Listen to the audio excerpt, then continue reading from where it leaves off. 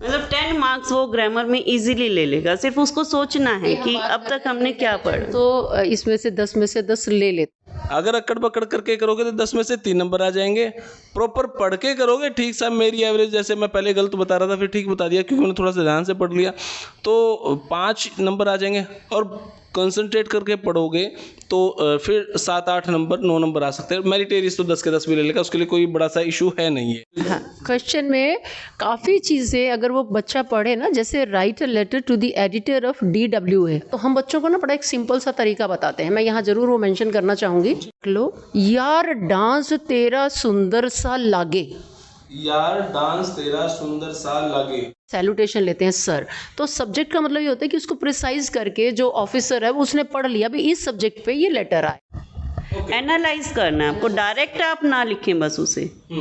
दिख रहा है आपके पास, एक तो रिटन फॉर्म में आ सकता है या फिर पैराग्राफ में, इसमें ग्राफ में या पाई चार्ट में या जो टीचर एग्जाम पेपर चेक करते हैं वो भी फेल करना नहीं चाहते, गुंजाइश देखते हैं बच्चे ने कुछ लिखा था पास। बिल्कुल बिल्कुल बिल्कुल। टीचर एक्चुअली अब देखिए खाली शीट्स हैं तो टीचर क्या देगा उसमें। तो सारे भैया ना भाई मेरी राम राम, मैं जगदीप शर्मा स्टेप अप जय सर यूट्यूब चैनल पर आपका स्वागत करता हूँ। भाई पहली वीडियो ऐसी बन रही है जो हरियाणा के यूथ नहीं चिल्ड्रंस के लिए हम बना रहे हैं, जो बच्चे 10वीं और प्लस 2 के पढ़े हैं, उनके एग्जाम चल रहे हैं। फिलहाल ये वीडियो 10वीं वाले बड़का खातर है और उन खातर भी जो पेपर इंग्लिश का है। इंग्लिश में वे बालक जो बिल्कुल जीरो है, मेरे की डाल मैंने एक बार वीडियो बनाई थी, मैं बिल्कुल डफर हूँ इंग्लिश में भाई, तो उन बड़का खातर भी ये वीडियो है। और दूसरा जो यूँ सोचा हमारे 70 नंबर हैं और हम 90 से ऊपर कुकर लावा, यह वीडियो उन खातर है। दोनों बड़का खातर जिन्होंने पास होने के बिला लिया भाई पास कुकर हुआ, इंग्लिश है बड़क है टेंशन है, उन खातर भी। और जो मेरिटेरियस स्टूडेंट्स हैं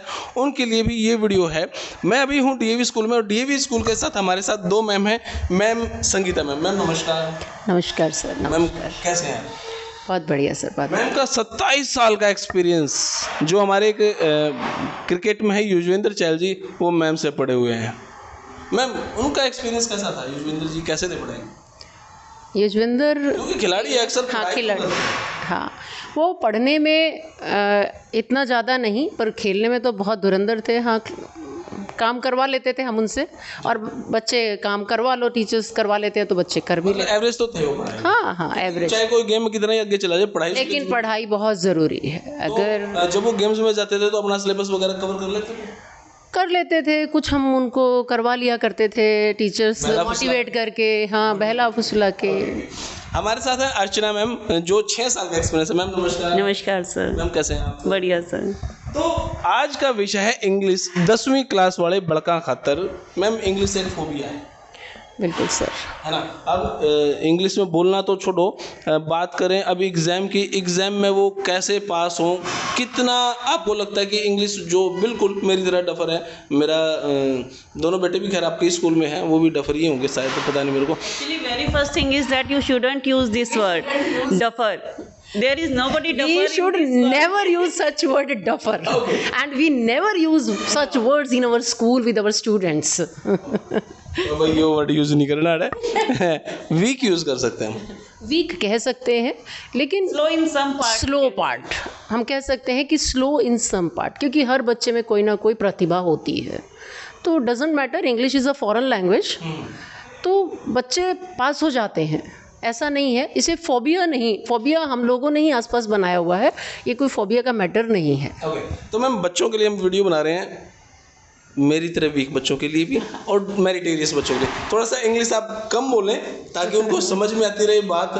मेरिटेरियस के लिए तो इंग्लिश बोलना अच्छा है, लेकिन हम थोड़े से जो मेरी तरह बच्चे उनके लिए इंग्लिश, उनका शायद 24 या 27 को एग्जाम है, 27 को उनका एग्ज़ाम है सर। तो 27 तक वो इन 2 दिन 3 दिन में क्या तैयारी कर लें कि एटलीस्ट पास हो जाए? सिलेबस किस तरीके से डिवाइड करें? सर इनका सिलेबस वैसे तो बच्चों को ब्लूप्रिंट होता है उनके पास, तो 3 पार्ट्स होते हैं। रीडिंग सेक्शन होता है, देन ग्रामर और राइटिंग सेक्शन होता है, तीसरा लिटरेचर पार्ट होता है। तो CBSE में लिटरेचर 40 मार्क्स का होता है, रीडिंग सेक्शन 20 मार्क्स का होता है। बच्चों को 3.25 घंटे का टाइम मिलता है सर, और 3.25 घंटे इट्स एम्पल टाइम, काफ़ी समय है ये। 15 मिनट उन बच्चों को क्या करना चाहिए, अपना रीडिंग सेक्शन, देखो वैसे तो बहुत ज़रूरी है रीडिंग सेक्शन की तैयारी के लिए, ज़रूरी नहीं है कि आप पर्टिकुलर किसी किसी किताब को लेकर के बैठे, आपके पास कोई इंग्लिश मैगजीन है, आप उसको उठा लीजिए, पढ़िए, रीडिंग सेक्शन की, रीडिंग विद अंडरस्टैंडिंग, ठीक है। तो जो क्वेश्चंस हैं, बच्चे ज़्यादातर क्या होते हैं कि जो बच्चे थोड़े वीक होते हैं या कम ध्यान देते हैं पढ़ाई में, उनके लिए रीडिंग सेक्शन, इतना बड़ा पेपर देख के पहले फोबिया सा होता है, इतना बड़ा पेपर, सबसे पहले उनको काम और रिलैक्स होना होगा। 80 नंबर का पेपर आता है, 80 नंबर का पेपर है, 20 नंबर इंटरनल होते हैं। हाँ जी, 80 में से उसको एटलीस्ट 20 नंबर तो लेने ही लेने हैं। हाँ, इतने वो ले भी लेगा, ले भी लेगा, चाहे उसकी क्लास में प्रेजेंटेशन कम हो, लेकिन वो ले लेगा। Yes, sometimes 4% don't have much time. उन्हें लगता है कि हमारे पास इतना टाइम नहीं है कि हम लिटरेचर की सारी बुक्स को थ्रोली रीड आउट करें, तो वो सिर्फ रीडिंग सेक्शन और ग्रामर और राइटिंग सेक्शन पर मेन फोकस करें, so that they can get passing marks. Easily वो 1 और 2 डेज में इसकी प्रिपरेशन कर सकते तो हैं। हम ये मान के चलें, ये वीडियो देखेगा तो एटलीस्ट पास हो पासिंग मार्क्स तो एटलीस्ट मिलेंगे, बूस्टर तो हो ही जाएगा। Yes, बिल्कुल, yes. बूस्ट रखना भी ज़रूरी है, क्योंकि बच्चों के लिए कोई इतना ज़्यादा फोबिया वाली बात नहीं है। जब वो रीडिंग सेक्शन करते हैं तो 15 मिनट टाइम मिलता है ना, बच्चों को सबसे पहले उन 15 मिनट में अपना रीडिंग सेक्शन को पढ़ना, क्वेश्चंस की तरफ पहले ध्यान दे दे कि कैसे क्वेश्चंस हैं, तब मार्क तो नहीं करना होता उनको, लेकिन ध्यान रखें कि यहाँ पे इस तरह से है। और क्या होता है कि वर्ड्स के जैसे सिनोनियम ढूंढने होते हैं, उन्होंने एंटोनियम ढूंढने होते हैं, तो उस वक्त उनको नहीं इस पैरा में ये देखना है, तो कॉन्टेक्स्ट में जाना चाहिए बच्चों की, ये इसका लग तो रहा है, जैसे कहते हैं ना कि लग तो रहा है, यही हो सकता है, ऐसा कुछ ऐसा ही। हाँ। तो वो इस तरह से वो बच्चे उस चीज़ को, और लगभग बच्चों का रीडिंग सेक्शन इसी तरह से ज़्यादातर बच्चे, अगर सेक्शन हम बोले अनसीन पैसेज, और वो कवर कर लेते हैं, सिर्फ उनको रीडिंग फोकस्ड ट्वाइस, कम से कम 2 बार उसको अच्छे से पढ़ें। एक बार वो पढ़े उनको समझ में नहीं आएगा, दूसरी बार में उनको समझ आने लगेगा। हम जब अनसीन पैसेज को करते थे, पहले क्वेश्चन देखते थे, फिर उसमें से पैसेज में से ढूंढते थे, बिल्कुल, लेकिन फिर वो किसी ने बताया गलत प्रोसेस। नहीं सर, ऐसा है, देखो अब चीजें थोड़ी बदली हैं, बदली हैं। Paras are mentioned against the question. Para number is mentioned that find out this question from this para. So go particular to that para. कि para 1 लिखा हुआ है तो आप उस क्वेश्चन को para 1 में ही फाइंड आउट करेंगे, आपको बाकी का जो पैसेज है वो पढ़ने की जरूरत ही नहीं है। जैसे मान लीजिए सिनोनियम वर्ड ढूंढना है, पैरा 6 से देखिए, तो बच्चा इधर उधर नहीं जाएगा, वो 6 पैरा में ही देखेगा जाकर के कि ये सिनोनियम वर्ड, फिर 2 या 3 बार वो देखेगा, उसको नहीं पता इसका समानार्थी, इसका सिनोनियम है कौन सा, इसका एंटोनियम पूछा गया तो कौन सा है, लेकिन बार बार वो पढ़ेगा, 2 या 3 बार उसको बार बार देगा, तो उसे ध्यान आ जाएगा कि लगेगा ये इस कॉन्टेक्स्ट में यूज़ हो रखा है। मान लीजिए कहीं वर्ड एग्जिस्ट की बात हो रही है, उसका सर्वाइवल या कुछ ऐसा वर्ड उन्होंने दे रखा है, तो बच्चा सोचेगा कि इसका मतलब शायद यही होगा। जो बच्चे बिल्कुल कहते हैं ना नहीं कर सकते, वो तो भी है कि उस चीज़ को कर पाएंगे, है ना। 20 नंबर का एक मरे से मरे कितने नंबर आ जाए बंदे के इसमें 20 में से 20 आ गए, 10 to 15 मार्क्स बच्चे के आ जाएंगे अगर वो उसी क्वेश्चन को उसी पैरा में बार बार फाइंड आउट कर रहा है। 10 से 15 मार्क्स, 10 to 15 मार्क्स उसके इजीली इस तरह वाले बच्चों की बातें चल रही हाँ। हैं। और जो टॉपर बच्चा है वो अपना आंसर एग्जैक्ट अपनी लैंग्वेज में लिखेगा, जिससे सिर्फ पासिंग मार्क चाहिए, वो उस पैसेज में से फाइंड आउट करे, लाइन उससे रिलेटेड, उसी से रिलेटेड वो 2-3 सेंटेंसेस राइट डाउन कर दे। लेकिन जो टॉपर बच्चा है वो ये काम नहीं करेगा, वो टॉपर बच्चा क्योंकि उसने टॉपर रहना है, वो उसको कॉम्प्रीहेंड करेगा, वो क्वेश्चन के साथ मिक्स मैच करेगा, उसको प्रॉपर, उसको अगर वो पास्ट टेंस में लिखा हुआ है तो वहाँ से उसको क्वेश्चन को उस तरीके से उसको मैच करके और तब बनाएगा। क्योंकि अगर वो इसी तरह से करेगा तो दोनों में ये तो डिफरेंस रहता ही है ना, एक्सप्रेशन का डिफरेंस तो रहता ही है सर, कि एक्सप्रेस जो है एक इंटेलिजेंट बच्चा है वो इस तरह से एक्सप्रेस कर रहा होता है। लेकिन यहाँ पर क्या है कि रीडिंग सेक्शन में अंडरस्टैंडिंग के मार्क्स होते हैं, कि अगर अंडरस्टैंड वो एटलीस्ट भाई पास्ट में है, फ्यूचर में है, प्रेजेंट में, उसी सेंस में उसका जवाब देगा और अच्छे से देगा वो बच्चा जो बिल्कुल टॉप पे जा रहा है। लेकिन पासिंग हमने कहा ना कि फिर भी ये अगर ये अच्छे से जो बच्चे हम कहते हैं कि वीक, वो 20 में से 14, 15, 16 नंबर ले जाते हैं, बस उनको थोड़ा फोकस करना होता है। तो भाई 20 में से आपके नंबर आ गए 10 ही मान लेते हैं, अब बाकी 60 नंबर का पेपर है और 10 नंबर लेने, 60 में से पास हो गए भाई आप। तो मैम दूसरा सेक्शन आता है grammar creative and writing skill, grammar और राइटिंग 10 मार्क्स। तो जो ग्रामर के 10 मार्क्स हैं जो अब तक आपने पढ़ी है ग्रामर सारी, उसी पर बेस्ड है वो। ग्रामर कभी बदलती नहीं है वो, कोई हार्ड फास्ट रूल्स भी नहीं है इसमें ऐसे। जो आपने अभी तक की है उसी के अंडरस्टैंडिंग बेसिस पर आपकी 10 मार्क्स की ग्रामर है। में आता क्या है? ग्रामर में टेंसेज हैं, subject, verb, conquered, agreement, proper way में सेंटेंस की सेंस अगर बना 1 मार्क के वो रहेंगे। तो अगर तुक्का भी लगाए तो 5 नंबर तो आ ही जाएंगे। हाँ 5 मार्क्स तो आ जाएंगे। मतलब सेंस बना के देख ले, जो बच्चा ही चाह रहा है ना कि मुझे मतलब रूल्स भी नहीं मैं रिकॉल कर पा रहा हूँ, तो वो उस सेंटेंस को फिल करके उसको देख ले कि हाँ सेंस बन रही है कुछ इसकी, कि मुझे ठीक सा लग रहा है ये सेंटेंस, तो उसका आंसर मिल जाता है। हाँ sure. First question we are having related to the select the option that identifies the error and supplies the correction for the following line। तो ये है जैसे हमारा क्वेश्चन नंबर 4 जी। लास्ट वीक का child was not allowed to board the plane at Ranchi airport. जी। तो इसमें बच्चे को करना क्या है, पहले तो क्वेश्चन को ही रीड कर ले, अदरवाइज उसे ही नहीं पता चलेगा कि करना क्या है। So identify the error and correction. 4 options are given, सिर्फ गलती ढूंढनी कि इसमें क्या गलत लग रहा है मुझे। अब आप कह रहे हैं कि मैं ठीक नहीं हूँ इंग्लिश में, आप खुद ही देखिए इसमें कुछ ऐसा है कि जो मुझे यूँ लग रहा है कि ठीक नहीं है answer. Last week a child was not allowed, last week a child was not allowed to board the plane at airport. Error इसमें कौन सी हो सकती है? एरर क्या हो सकती है इसमें कि कहाँ सेंस ठीक नहीं लग रही है सेंटेंस की। जब मैं 10वीं में था ना तो मैंने कहीं तो आप कुछ तो टिक करेंगे ना। पहली बात तो ये है कि आपको छोड़ना नहीं है। 4 ऑप्शन हैं तो कोई भी एक ऑप्शन तो आपको लिखना ही है। आप इसे कहाँ करेंगे? आप कहाँ टिक करेंगे, कहीं ना कहीं तो आप टिक करेंगे ना। आप बताइए।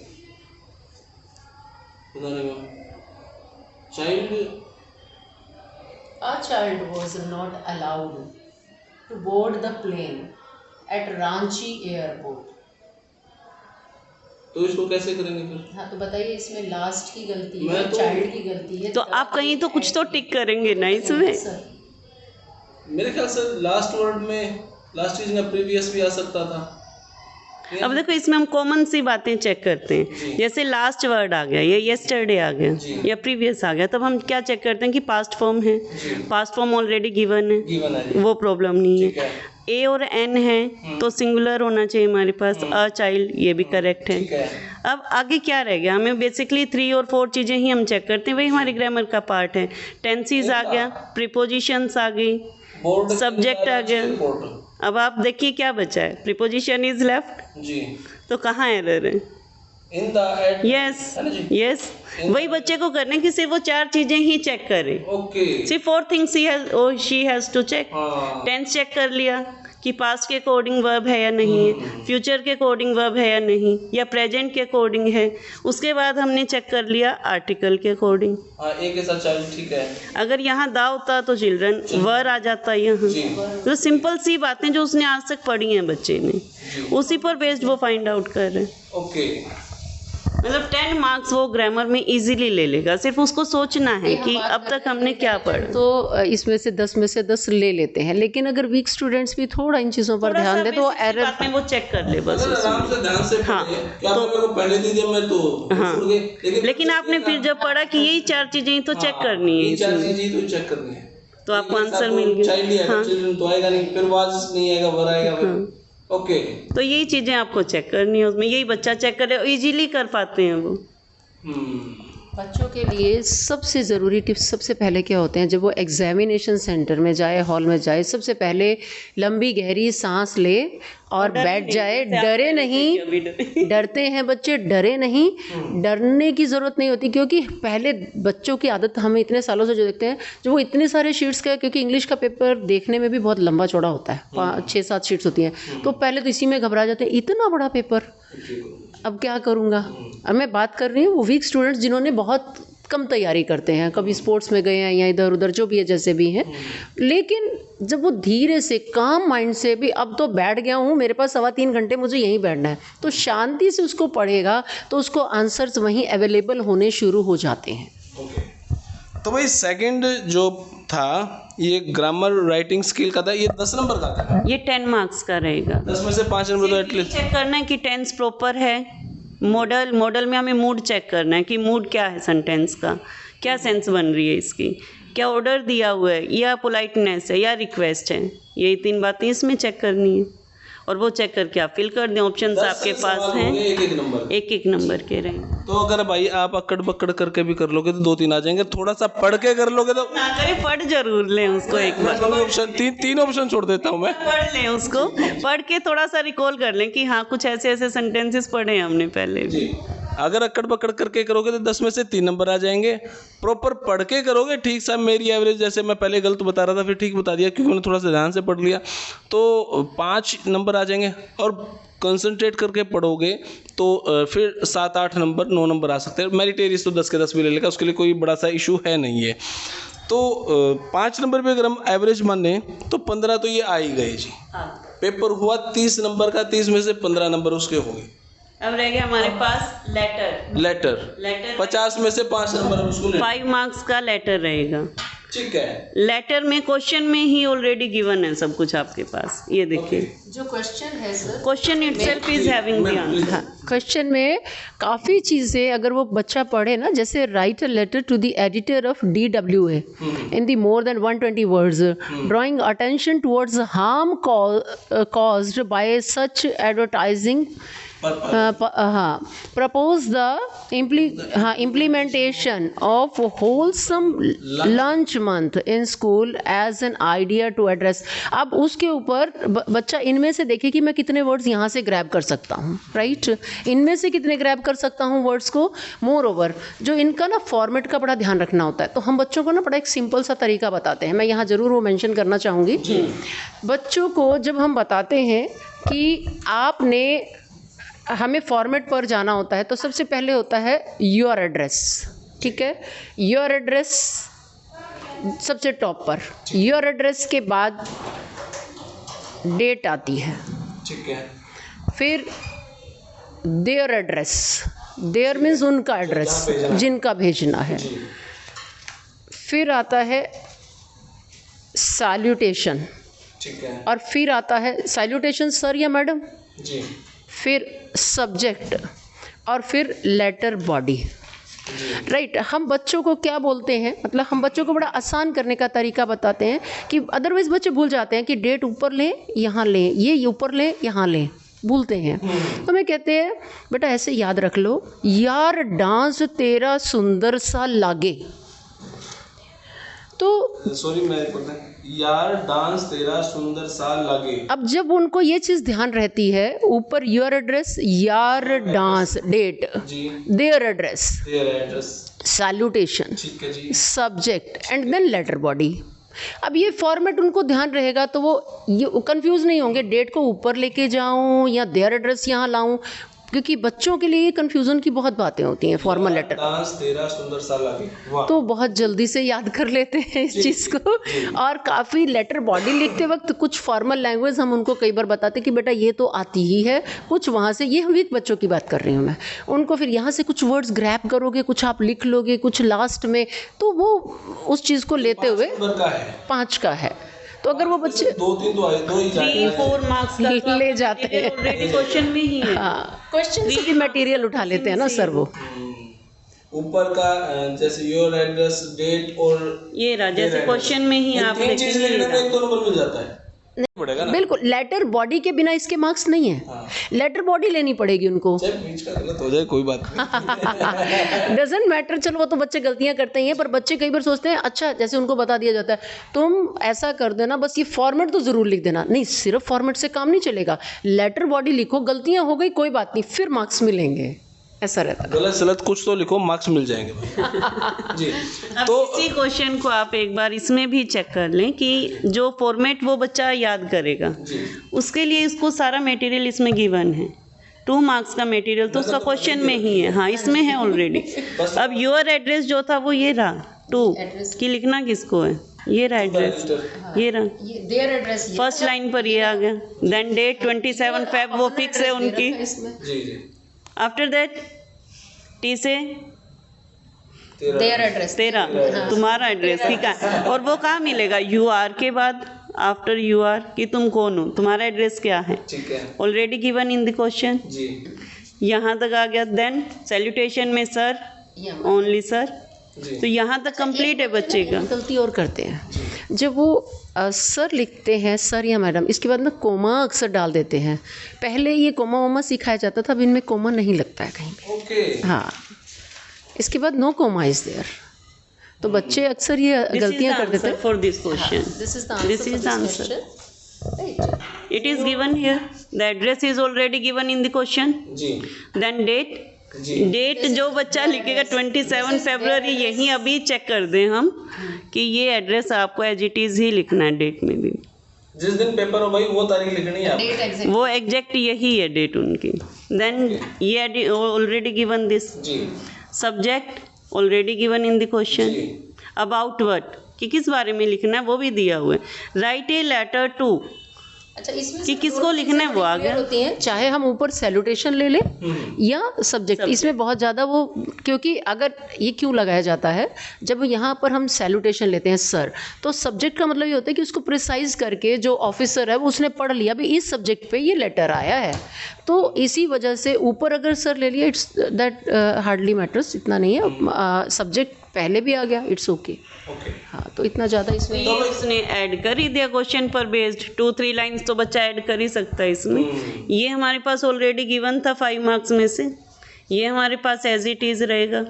Last line as it is उन्हें लिखनी है इसकी। I hope that the publishing of my letter in the column of your renowned daily help spread awareness. ये हर लेटर में बच्चा लिख सकता है। फर्स्ट लाइन यहाँ तक एज इट इज़ लिख सकता है। तो लिखना कितना था उसे? हार्डली 2 और 3 लाइन्स, और वो भी किस पर बेस्ड? जो क्वेश्चन से है।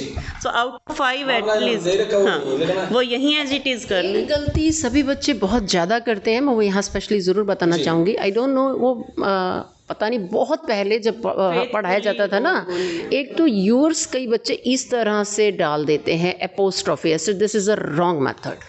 ओके तो ईयर्स में हमें अपोस्ट्रॉफी नहीं देना होता, years, this is the right method. ठीक है। तो ये ज़्यादातर ये बच्चे गलतियाँ ये बताया जाता है। इसी तरह से ट्रूली की स्पेलिंग में बच्चे मिस्टेक कर देते हैं, ठीक है। उन्हें लगता है कि ट्रू से लिया तो ये लिख देते हैं, दिस इज़ द रॉन्ग। तो TRULY, और क्योंकि वो सोचते हैं ट्रू से हमने वर्ड लिया तो ट्रूली कर दिया, ई तो लगा रहना देते हैं। तो ये छोटी छोटी एरर्स अगर वो बच्चे थोड़ी सी इन चीज़ों के ऊपर ध्यान दें तो एटलीस्ट ये मिस्टेक्स नहीं होंगी। No comma is there also, यहाँ पर भी कोई कोमा नहीं होगा। ऊपर से लेकर नीचे तक कहीं comma no, actually sir with the advancement of technology ये कोमास चले गए हैं। पहले जब कभी हम पढ़ते थे सर, हमें कोमा सिखाया जाता था कि यहाँ कोमा लगेगा, यहाँ ऊपर 2 लगेगा। अब वो सब चीज़ें नहीं हैं, तो हम लोग भी अप टू डेट बच्चों के साथ साथ होते रहे, टेक्नोलॉजी के साथ साथ हम हाँ जी सर। तो भाई सारे 2-3 नंबर की बात रहेगी, 45 में से 2-3 नंबर ही लेने हैं। अगर ये भी नहीं ले पाए तो भाई फिर तो बेकार है यार। 3 आवर्स हैं बच्चे के पास, 3 घंटे में वो एफर्ट्स तो करेगा ना बच्चा पासिंग के लिए। और उसमें इसके साथ ही हमारे पास एक चीज़ और है जिसमें ऑलरेडी बहुत सारा मैटर हमारे पास गिवन होता है, और वो है हमारा पैराग्राफ। ओके जैसे लेटर में हमारे पास 3 मार्क्स का ऑलरेडी था कंटेंट, इसी तरीके से डिस्क्रिप्टिव पैराग्राफ हैं उनमें भी है, सिर्फ उन्हें हमें एक्सप्लेन करना आना चाहिए। For example question is given strength, weakness, opportunities, threat, 4 things, 4 columns are given. या इस फॉर्म में आ सकता है या फिर इस फॉर्म में आ सकता है। एनालाइज करना है आपको, डायरेक्ट आप ना लिखें बस उसे। दिख रहा है आपके पास, एक तो रिटर्न फॉर्म में आ सकता है या फिर पैराग्राफ में, इसमें ग्राफ में या पाई चार्ट में या बार ग्राफ में, तो उसे आपको एक्सप्लेन करना है। यहाँ कितने ईयर मेंशन है? 2011 to 14। ये लिखने की बजाय कि 2011 से 14 तक ये हुआ, you can mention within 3 year we can find this information और the reader found this information. और इसमें सर बच्चों को ना सिंपली है, क्योंकि हमें कंपेयर कंट्रास्ट करना है। एक चीज़ है, एनालाइज कर रहे हैं हम उसको, उस समय में ऐसा था अब ऐसा है, तो कंपैरेटिव स्टेटमेंट्स लगाएं, दो, ऑल दो, वेयर एज, इस तरह से लगाते हुए उन चीज़ों को। नहीं तो जो वीक स्टूडेंट्स में वो बट एंड लगा के तो कर ही देते हैं। कंप्लीट तो कर ही देते हैं। देयर फॉर्म वगैरह लगाते तो जैसे अलंकार हो गए अच्छे लगे हैं, हाँ, बट देर में भी काम चल सकता है। उनका काम चला लेते हैं और टीचर्स उसको भी, टीचर्स उस पर भी ध्यान देते हैं। जो गिवन डाटा है उसे एक बार कंपेयर कर लें वो कि क्वेश्चन क्या है। वेरी फर्स्ट थिंग तो यही रहेगी कि वो क्वेश्चन पढ़ लें एक बार। उस क्वेश्चन को रीड आउट करने के बाद उनके पास टाइटल है कि हमें करना क्या है। स्वोट नोट्स, अब ये कहेंगे स्वोट क्या है, इनकी तो शॉर्ट फॉर्म है ये, स्ट्रेंथ, वीकनेस, अपोज थ्रेट। हमें लगता है हमने तैयारी नहीं की, हमें नहीं पता क्या है। एक बार देखो वो शॉर्ट फॉर्म ही है, अदरवाइज तो एकदम से ये पता नहीं क्या था, मैं तो नहीं कर सकता ये क्वेश्चन। तो उसको एक बार और फिर पढ़ो। अच्छा ये इसी की दी हुई है, ये कितने नंबर का है? ये 5 मार्क्स का है। 5 मार्क्स में इसके सेंटेंसेस ही तो बनाने हैं बच्चे ने, और करना क्या है। ये फ्री पॉकेट का काम था। फ्री पॉकेट का काम था ये। तो भाई 5 में से अगर 2-3 तो आ ही जाएंगे, मेरे जैसा अगर कोई आ जाएंगे, आराम से इजीली आएंगे। तो पास होने का काम तो उसका 40 मार्क्स में हो ही गया, 40 मार्क्स तो आगे बच्चे, है ना। 40 में से 20, अगर आपके 40 में से 20 आए तो आप वीक नहीं हो, 50-50 हो। अभी तो 40 मार्क्स का और बचा हुआ है। अब हमारे पास लिटरेचर सेक्शन। लिटरेचर में भी अगर आपने सिर्फ स्टोरी ही रीड की है उनकी, बेसिकली मेन जो चैप्टर्स हैं उनकी आपने सिर्फ स्टोरी ही रीड की है, या कंपेयर आपको पता है कि कैसे करना है। बेसिक जो क्वेश्चंस हैं वो हमारे किस पर बेस जाते हैं, पेरेंटिंग से रिलेटेड, एजुकेशन से रिलेटेड, या सोशल लेवल्स से रिलेटेड। मतलब जो करंट टॉपिक्स हैं उनसे तो आपके 2 क्वेश्चंस तो आएंगे ही आएंगे, जो 10 मार्क्स के रहेंगे आपके। ओके। अब जो 12 मार्क्स में से 10 का आपको पता है कि क्या आना है हमारा, अब उनको ही आप प्रिपेयर करें।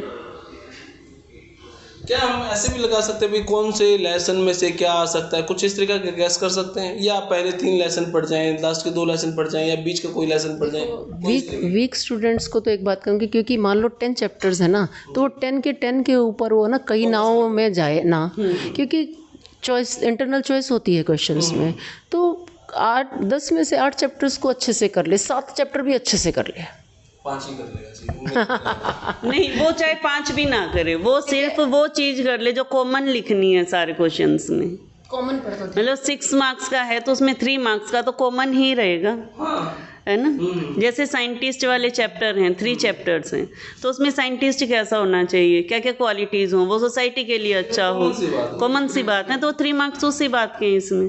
जो CBSE बोर्ड के अकॉर्डिंग जो कंटेंट है वो 3 मार्क्स का है, और अंडरस्टैंडिंग 3 मार्क्स की है। तो वो कॉमन सी ही बातें, वो 10 क्वेश्चन ही प्रिपेयर कर ले तो 3 करके उसके 12 मार्क्स यहाँ आ जाएंगे। अच्छी बात है तो उसकी बुराई कर दे, बुरी बात है उसकी नेगेटिविटी की, वो बता कॉमन से आदमी की गिना दो, अपने आप उसमें इंक्लूड हो, वो अंडरस्टैंडिंग लेवल, हाँ वो सेंस उसकी काम करे, वो कंपेयर कर ले उन चीज़ों को। वैसे ही इंग्लिश का फोबिया बना रखा मेरे जैसे लोगों ने। अब आप देखो आपके सामने ये CBSE का सैंपल पेपर है, कोई हमने अपने स्कूल का पेपर नहीं लिया, CBSE ने ही ये सैंपल पेपर्स भेज रखे हैं कि बच्चे ताकि एक बार इनको गो थ्रू कर लें कि किस लेवल का हमारा आना है। तो जो बच्चे मतलब रेगुलर स्टडी नहीं कर पाते हैं किसी वजह से, स्कूलिंग जिनकी नहीं प्रॉपर हो पा रही है, तो पासिंग मार्क्स के लिए तो उनके पास 40 मार्क्स का ऐसा मटेरियल है कि वो पास तो हो जाएंगे इसीलिए।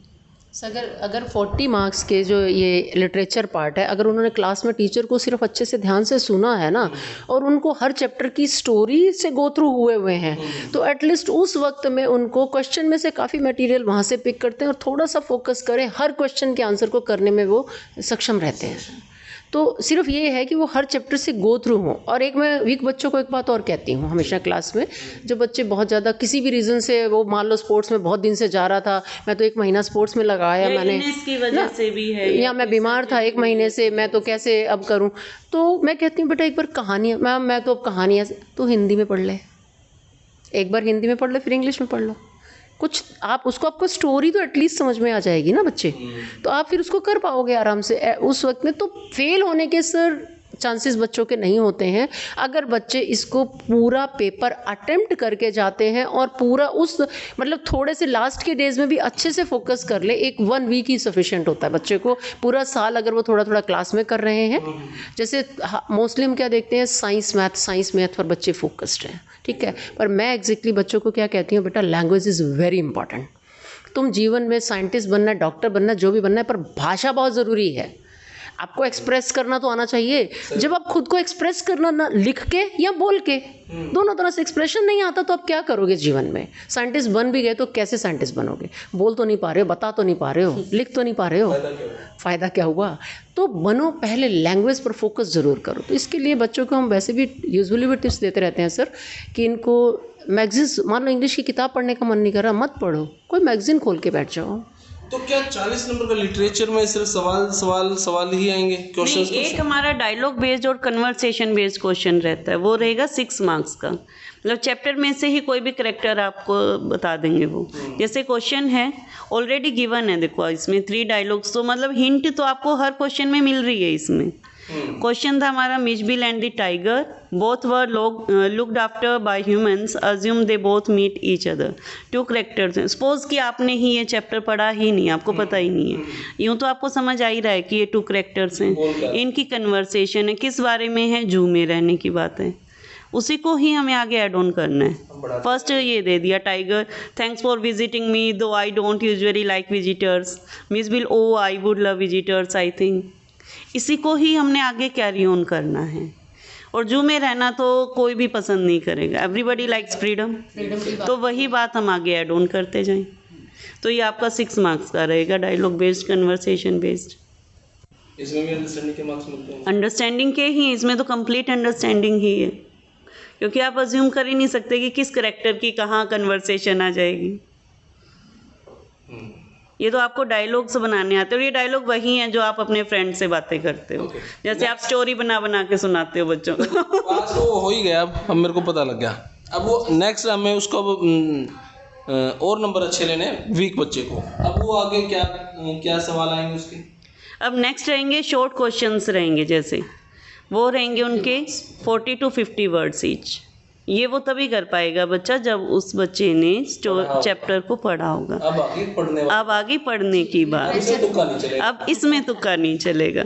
इसमें तुक्का यूं चल सकता है कि उसी से रिलेटेड कुछ बात वो लिख दे, 4-5 लाइन लिख दे तो ये आधा नंबर। हाँ, कुछ भी, मतलब इसमें नहीं, जहाँ अंडरस्टैंडिंग वाली बात थी तो वो बच्चा मार्क्स ले सकता है। ये पोर्शन जो है आपको थोरोली रीडिंग के बाद ही आप अटेम्प्ट कर पाएंगे। तो मेरे ख्याल से कंप्लीट हो गया एग्जाम पेपर। तो भाई ये 15 पेज का ये सैंपल पेपर आता है। आप यूट्यूब से भी, साइट से भी आप इनको सैंपल शेयर कर देंगे जी, जिसमें हमारे पास 30 क्वेश्चन पेपर्स हैं ये। ओके। तो इनकी मार्किंग स्कीम भी साथ में ही गिवन है, फ्री ऑफ कॉस्ट है ये, ओके। CBSE की तरफ से ही आई हुई है। अगर कोई स्कूल में ही नहीं गया, सिर्फ सैंपल पेपर को ही पढ़ ले तो पास हो जाए, सॉल्व कर ले उन्हें। और जो पोर्शन आपने बताया, जैसे अभी सिर्फ पासिंग मार्क्स उसको चाहिए, तो वो पार्ट ए रीडिंग सेक्शन है जो अनसीन पैसेज, उनकी प्रैक्टिस कर ले। Writing section, descriptive paragraph, letter, और ये जो 6 मार्क्स से क्वेश्चंस हैं ये, तो इजीली 50 मार्क्स तो वो ले लेगा बच्चा। आ ही जाएंगे उसके 50 मार्क्स तो आ ही जाएंगे। सर हम बच्चों का एक चीज़ और एडवाइस करते हैं कि वो कोई चीज़ ना छोड़ के ना आए। मोस्टली बच्चे अटेम्प्ट ज़रूर करें। मोस्टली क्या करते हैं कि ये तो मुझे, भाई तुम्हें जितना क्लास में सुना है उस क्वेश्चन के आंसर को उतना अटेम्प्ट करने की मैंने सुना है ये कि जो टीचर एग्जाम पेपर चेक करते हैं वो भी फेल करना नहीं चाहते, गुंजाइश देखते हैं बच्चे ने कुछ लिखा था पास। बिल्कुल बिल्कुल बिल्कुल। टीचर एक्चुअली अब देखिए खाली शीट्स हैं तो टीचर क्या देगा उसमें? खाली शीट के ऊपर हमेशा स्टूडेंट फ्रेंडली मार्किंग होती है, ऐसा नहीं होता है। बोर्ड भी कभी नहीं चाहता कि बच्चे फेल हों, लेकिन कुछ तो किया हो ना उन्होंने। हाँ नहीं, टीचर रिजिड नहीं होते हैं सर बिल्कुल भी।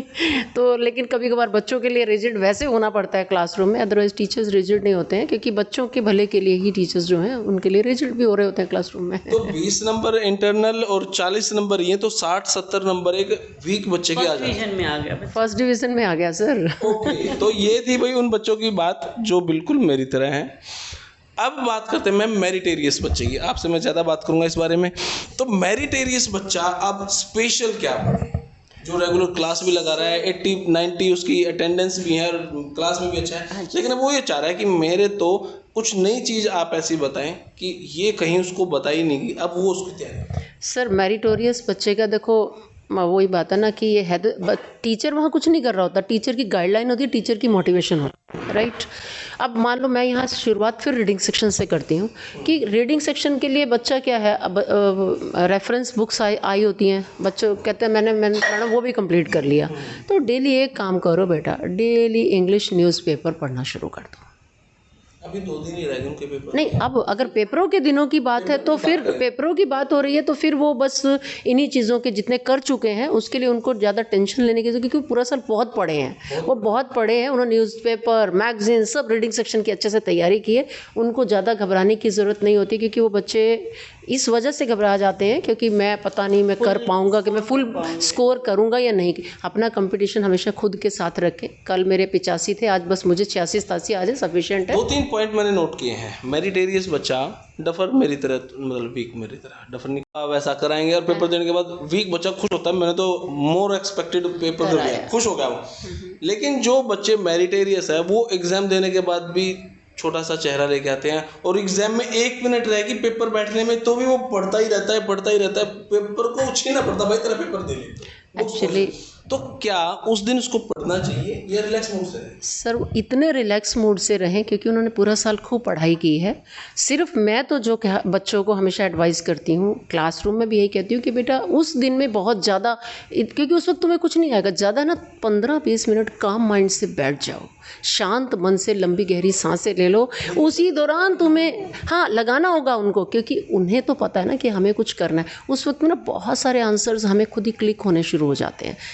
सर ऐसा है कि ये जो ऐसा लगता है मैम, सॉरी टू इंटरप्ट, कई बार ऐसा लगता है बुक बंद की उसको ये लगेगा होए तेरे को तो कुछ नहीं आता, कुछ ही नहीं आता, बिल्कुल ही नहीं आता। बुक खोलेगा फिर देखा हाँ ये तो तेरे को आता ही है। वो एंग्जाइटी की वजह से वो एंग्जाइटी है।